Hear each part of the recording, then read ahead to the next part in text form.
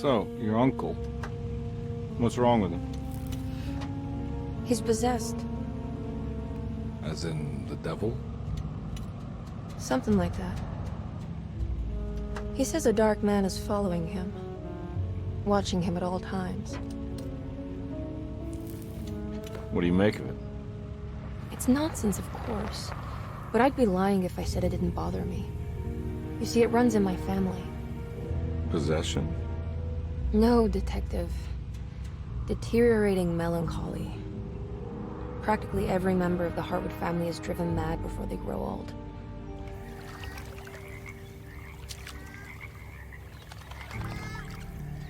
But Jeremy didn't kill himself. Is that why he's at your setup? Despite being convinced that he is truly possessed, he decided to put his last chips on Dr. Gray and his psychoanalysis, figuring he might stumble upon some cure.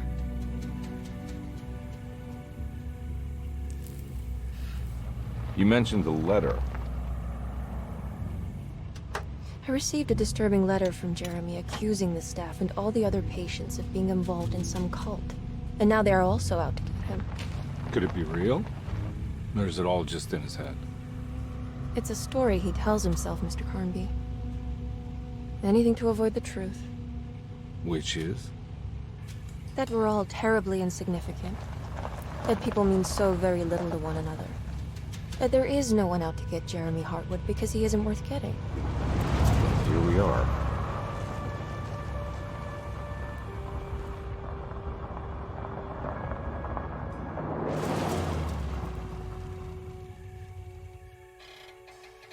My uncle's not well, Mr. Carnby. I want to make sure he's all right. Then what's my part in this? You couldn't get a cab? I just wouldn't feel safe going alone.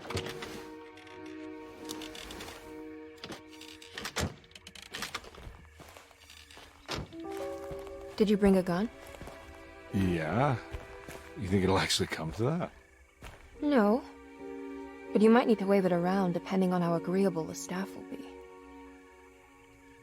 What exactly are we gonna do when we find Jeremy? I don't know. Let's just find him first.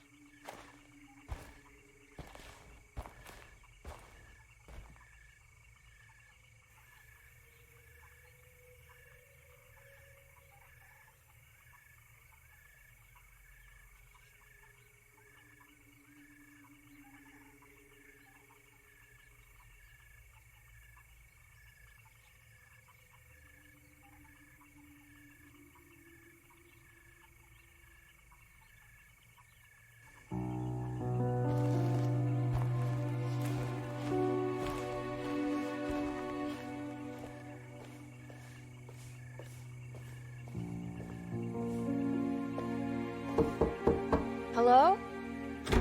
Hello? Looks abandoned. It can't be. There has to be someone around. Wait here. I'll go around back.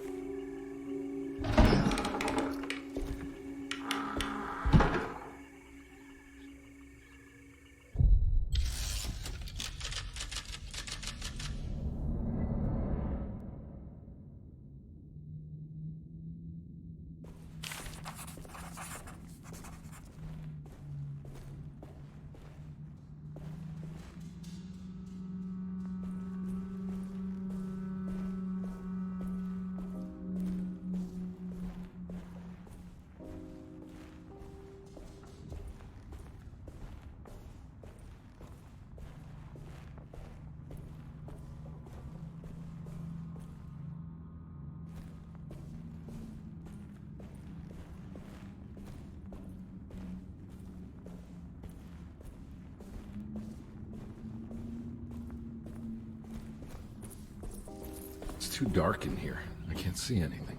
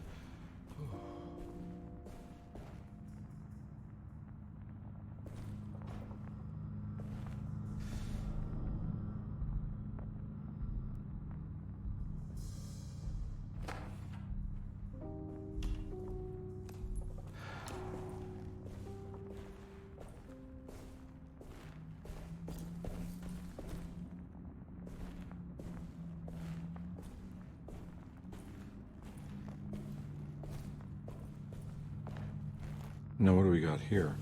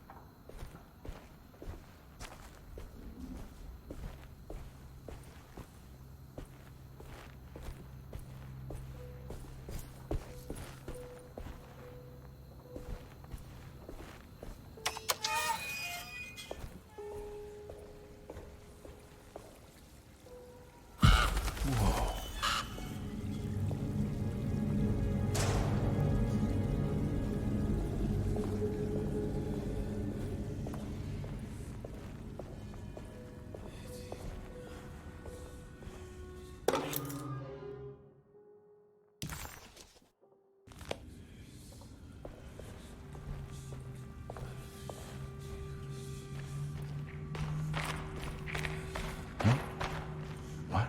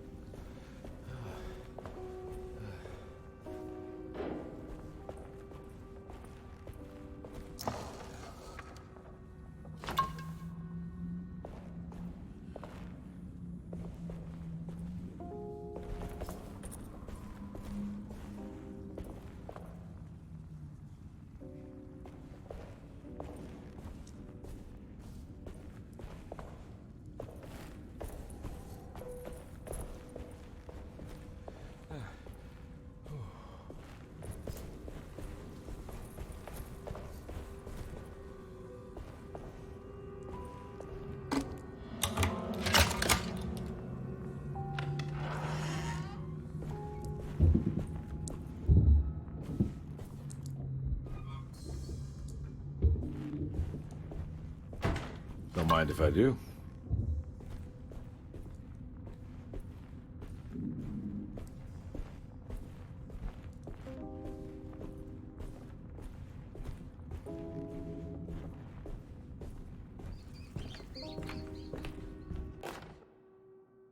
Every day your silence weighs a little heavier.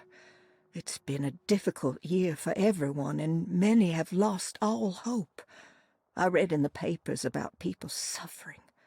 Pictures of dust-covered landscapes without a drop of water.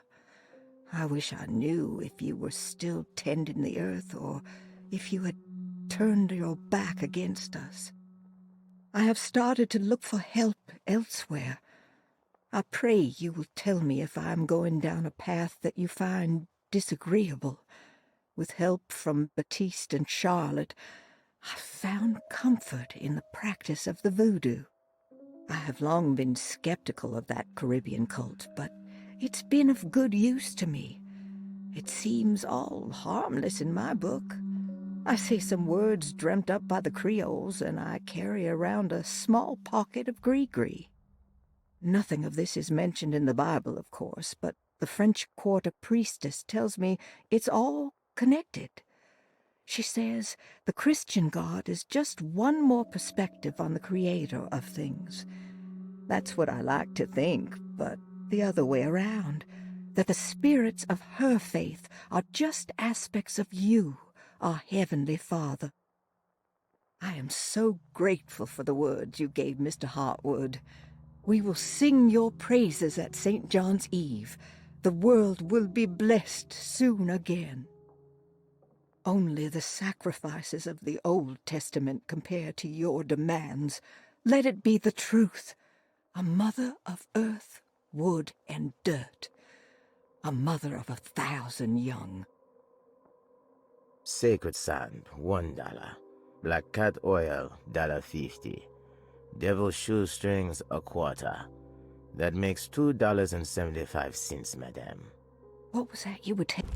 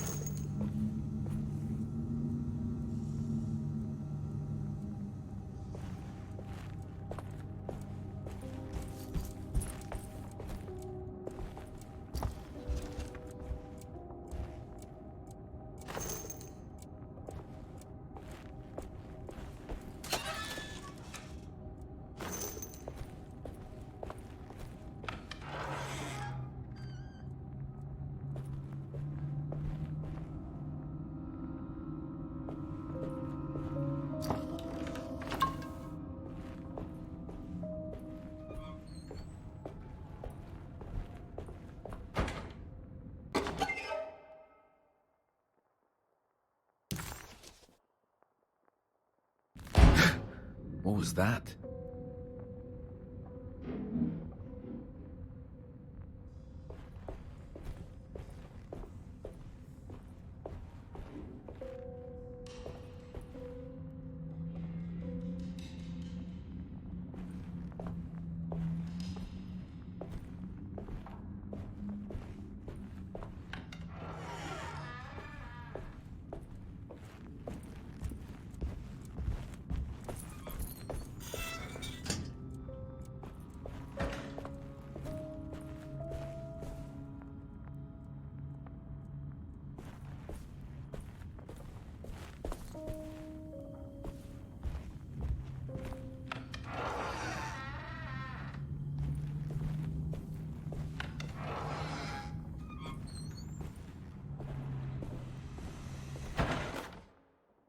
Please do not touch the boiler.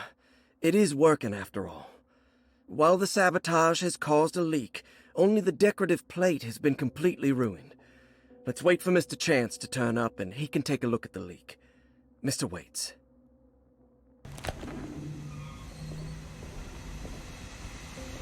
Huh.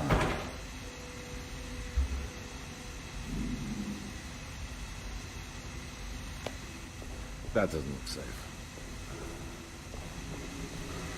There's something missing.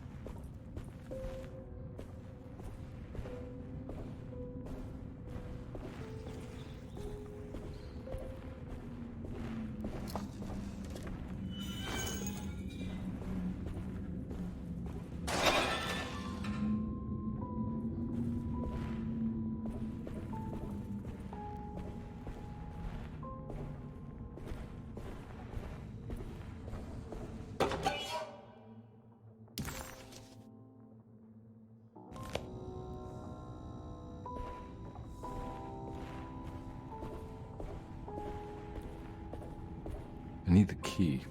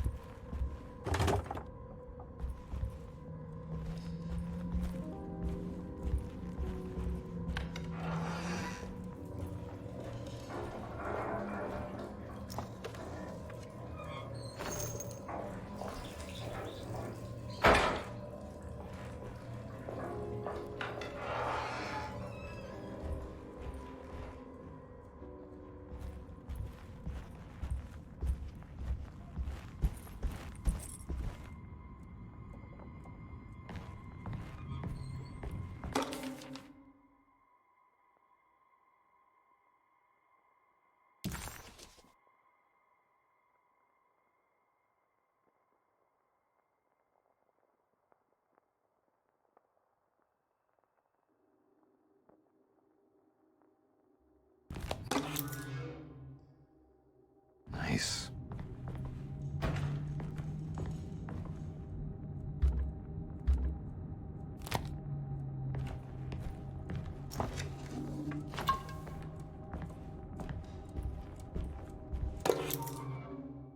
Sunday, June 22nd. I spent all day looking for Jeremy. I should have cared for the others, but I'm scared that he will do something irreversible. Cassandra is upset that I didn't give her the latest shipment of pain medication that Waits brought from the post office yesterday. I would have given it to her, but the company didn't send a new key this time around, so the box is just sitting there on my desk. They must have figured we had plenty of their gimmicky keys by now. I only remember seeing one lately. Grace was playing with it inside the grand parlor. Unless it turns up by itself, it will have to wait. I have to figure out where Jeremy is. I think Jack knew something. That dog of his found a strange rot permeating the house. She's showing us, he said. Like those blots and streaks of fetid rot was talking to him.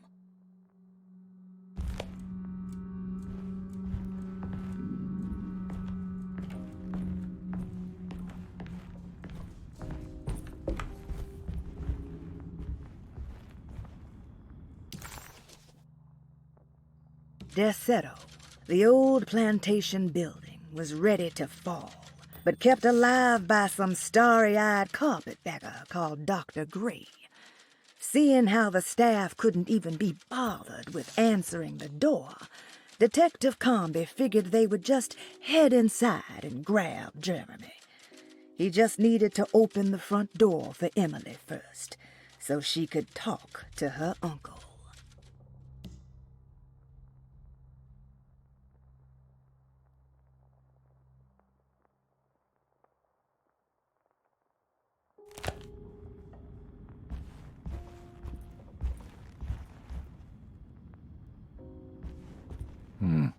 I need the key.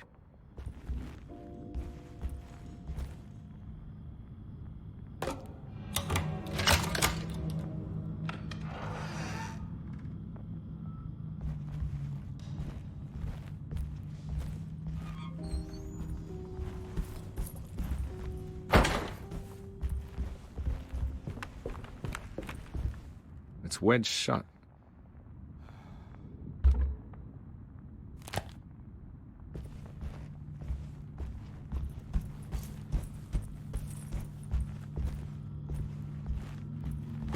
Looks important.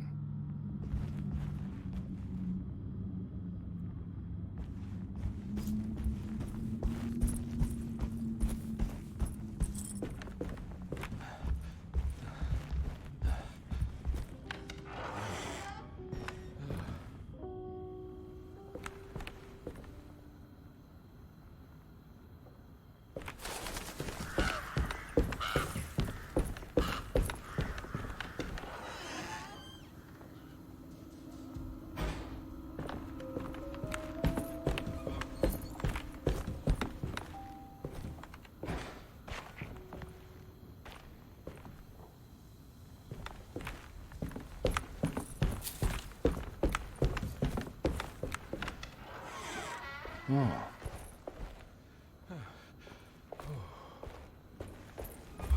I need the key.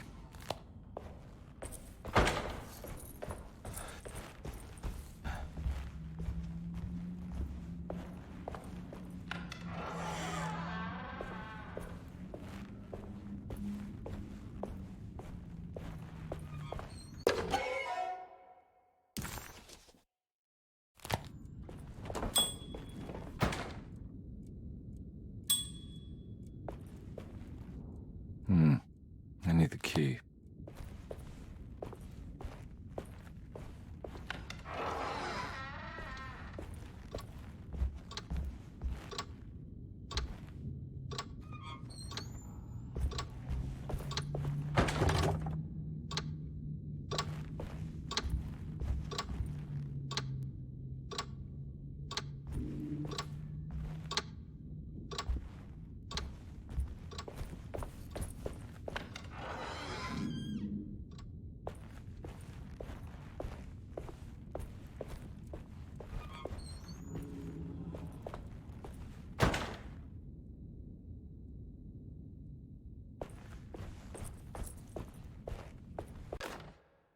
The Great Depression. President Hoover raises tariffs on over 20,000 imported goods in an act to protect American labor.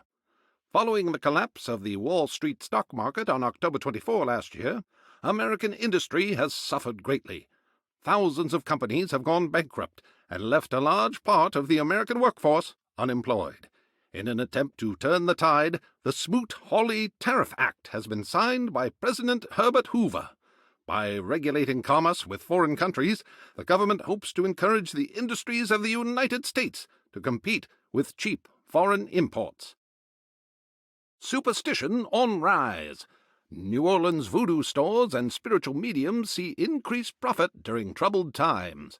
While the market has faced hard times ever since Black Thursday of last year, voodoo doctors and snake charmers see significant rise in number of customers. With the coming Eve of St. John on the 23rd, the police expect increased cult activity around Bayou St. John, the southern shore of Lake Pontchartrain. Voodoo rituals in that area on the Eve of St. John have a long tradition reaching back to the first snake worshippers brought as slaves from West Africa. During the 19th century, its practice was popularized by the legendary Marie Laveau, and has since been embraced by many of the Creoles and the surviving aristocracy of the French Quarter. Author seeks asylum. Rumors regarding author Cassandra Beauregard making Derceto her home verified. Derceto Hospital is an old plantation building on the eastern shores of Lake Pontchartrain. While often considered an asylum for the insane, residing Dr. Elmore Lee Gray prefers to think of it as a convalescent home, a place where you can go to rest. The patient list is kept secret, but thought to include many of the black sheep of wealthy families, because at Derceto, treatment does not come for free. Local author Cassandra Beauregard has now been confirmed by her own admission. She's been lauded as a powerful Creole voice and written many successful books. Lately it was reported from Hollywood that she has finished a moving picture manuscript titled Slaughter Gulch. That film is set to hit the theaters next year.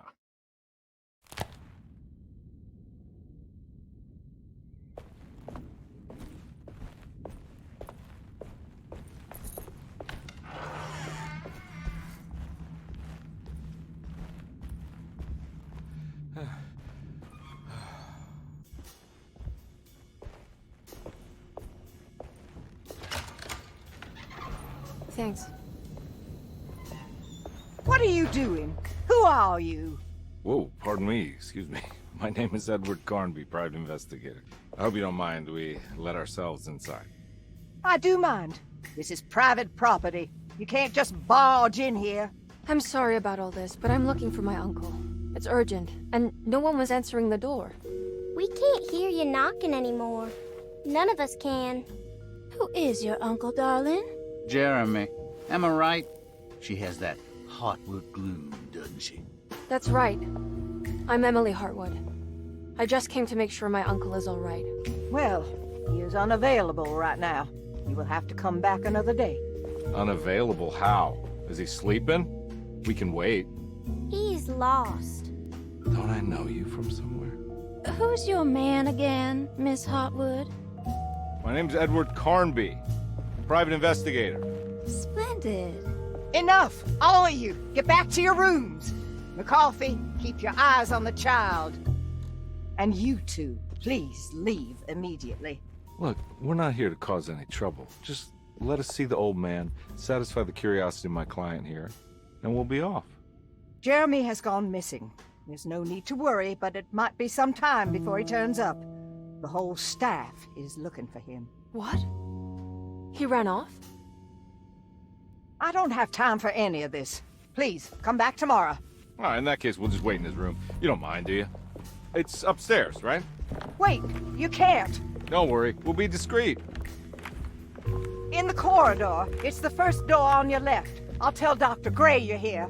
Excellent. Thank you, madam.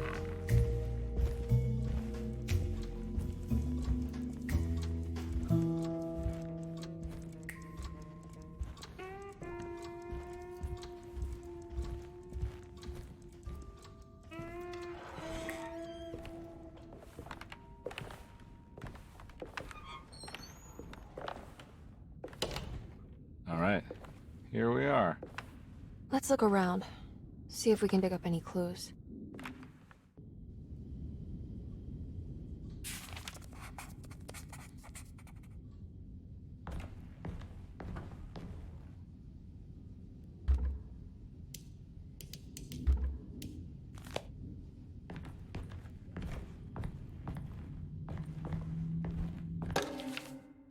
Every night the dark man stands opaque at the threshold of my room, counting the days until my spirit spills out of my tired shape.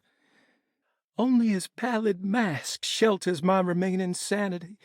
Staring directly into the face of that demonic sultan would surely sunder time itself. Would he have looked the same to my father as he struggled for his life?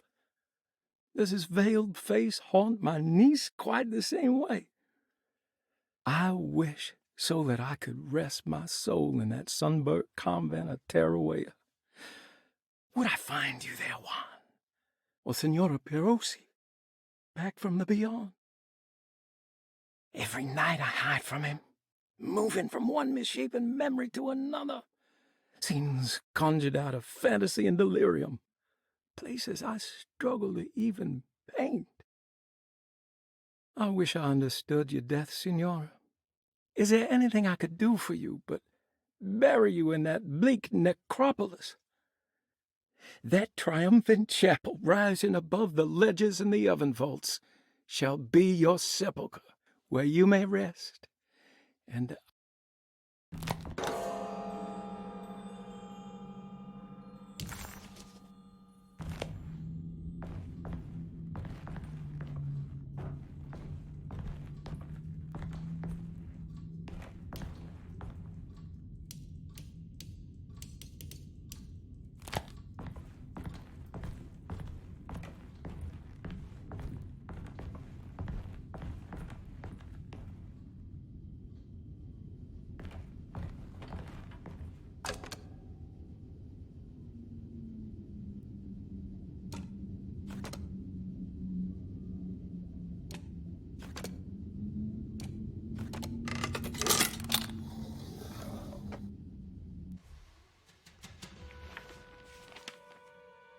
Hey, you know anything about this? Looks like some sort of talisman.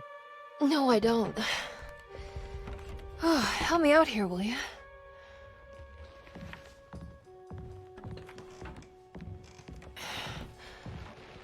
I would kill the guy to throw some of this stuff out. I'd be crazy too if I had this much junk lying around.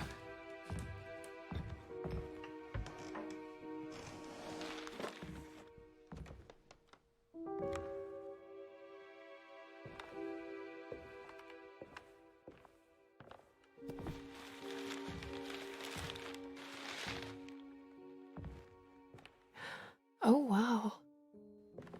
That's striking. I want to save this one.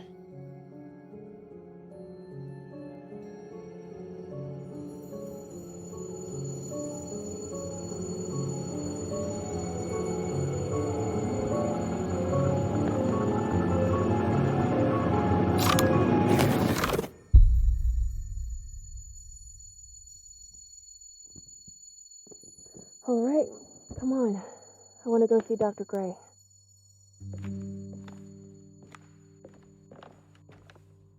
Come on, let's go.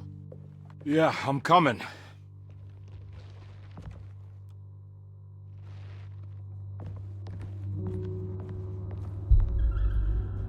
Miss Hartwood. Emily?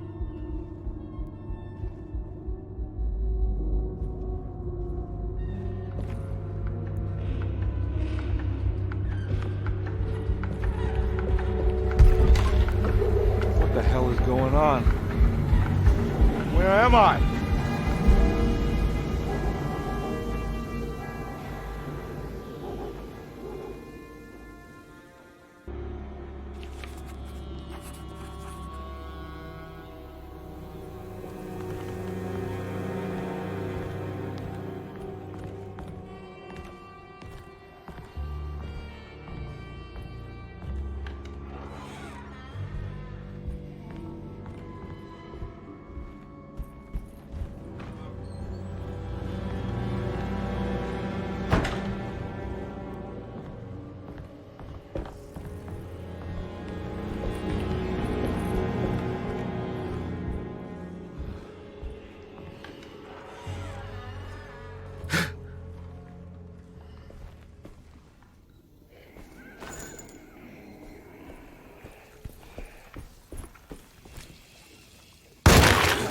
Yeah.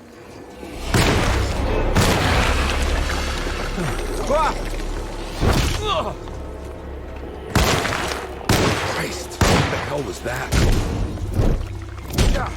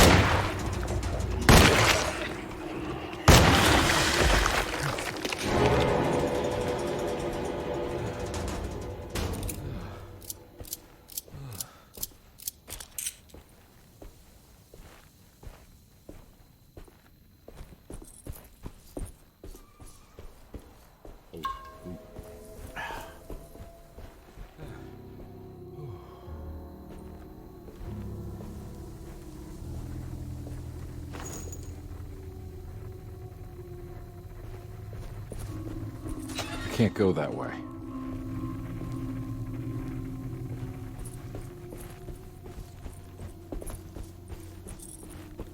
What the hell is going on?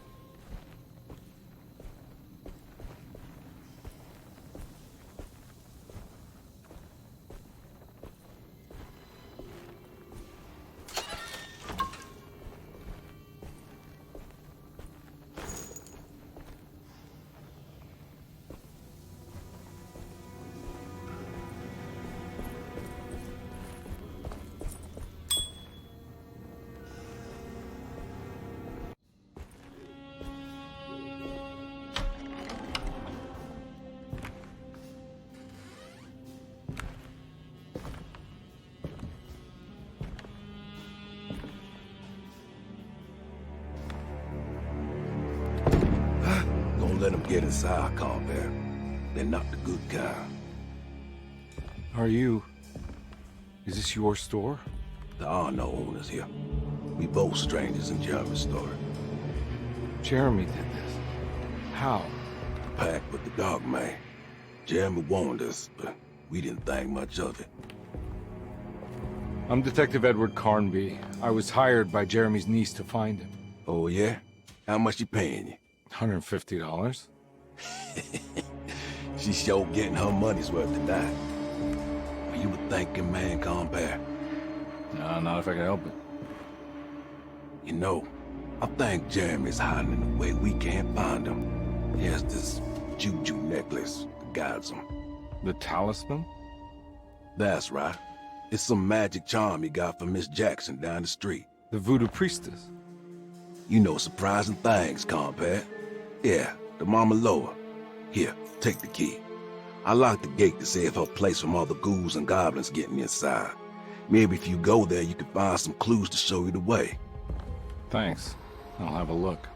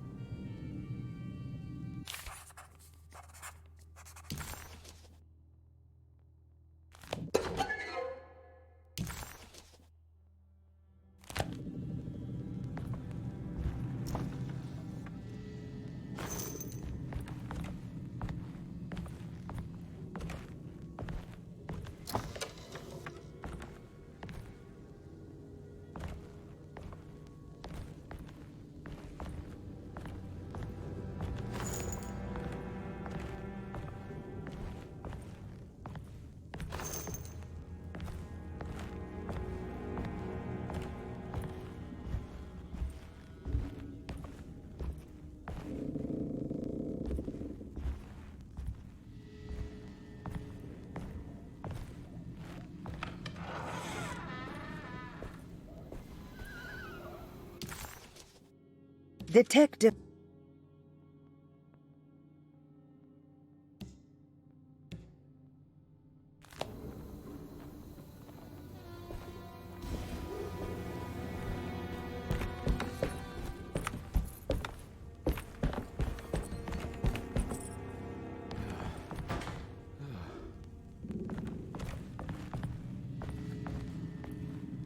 You want to come along? Nah, I'm gonna stay here for a while.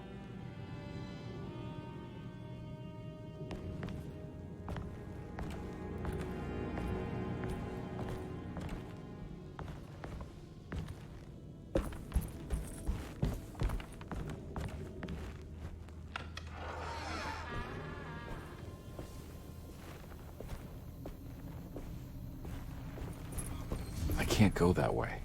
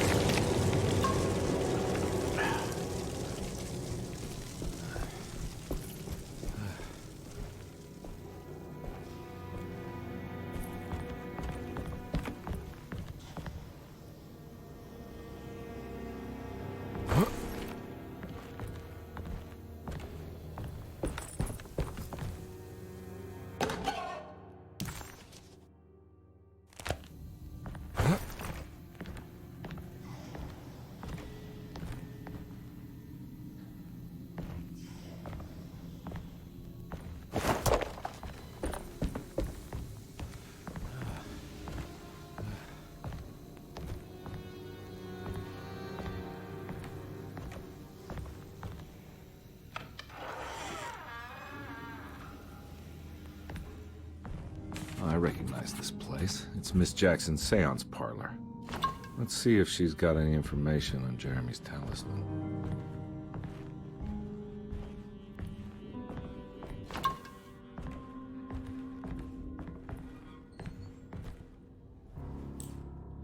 It's the talisman, like the one in the painting.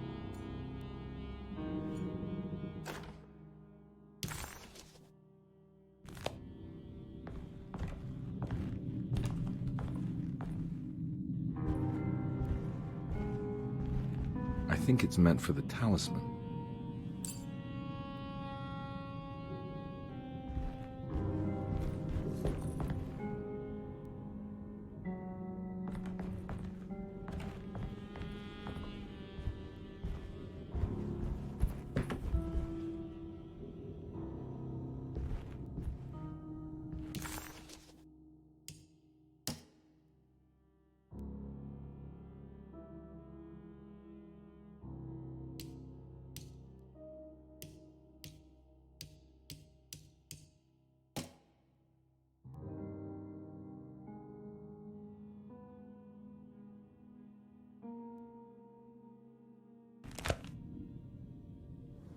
I think it needs numbers, like coordinates.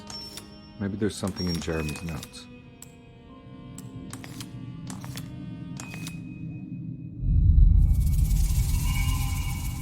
It's showing something.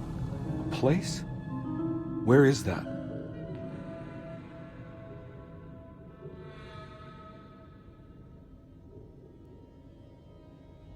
Huh.